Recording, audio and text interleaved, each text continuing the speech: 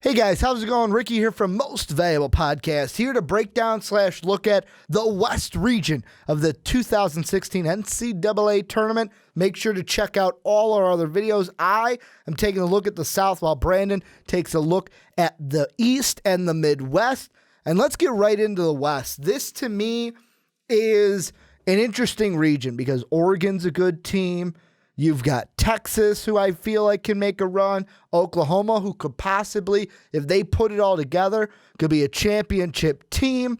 Texas A&M, while they may not have won the SEC championship, and we give a lot of respect to the SEC tournament champion, they have Final Four potential.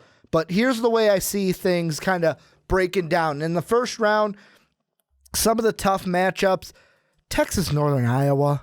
This is a tough one for me. I picked Texas, but that was one when I saw the pairing, I was like, oh, fuck. Really? Texas is getting paired up against the team that I would have also liked to pick in Northern Iowa. So I personally got Texas, but that's going to be a good one. Oregon State, VCU, GP2, Gary Payton II. The guard play is what we look at most in March Madness, and he is one hell of a guard. Could carry Oregon State past VCU. And then that 8-9 matchup, Cincinnati, St. Joe's, two quality teams. However, most of these teams other than Texas aren't going to get past the first weekend, Texas being the only one of them who will. I feel like this is going to be a region that we see the 1 and the 2 get to the Elite Eight. And I mostly say that because, yes, I have an Oklahoma-Texas matchup in my Sweet 16. I have an Oregon-Baylor, so some of the 4 and the 3 getting upset early. However, one upset, I want to hear your guys' opinion on this. Maybe you guys can sway my bracket a little bit. Baylor-Yale, that 12 over a 5. Baylor hasn't been the strongest team this year. However, when they've played well, they've looked good. And Yale, to me, from the Ivy, could this be a Harvard team, the Harvard team we saw a couple years ago that had a big upset in the first round? I don't know, but anytime you get a good Ivy League team, Yale, it could be an upset. Like I said, I want to know what you guys think.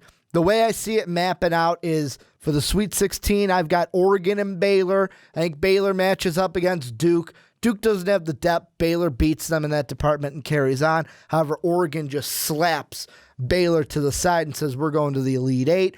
Then I've got Texas and a Texas A&M showdown in the round of 32. Texas moves on by 3 puntos, while Oklahoma gets past GP3 and the Beavers of Oregon State.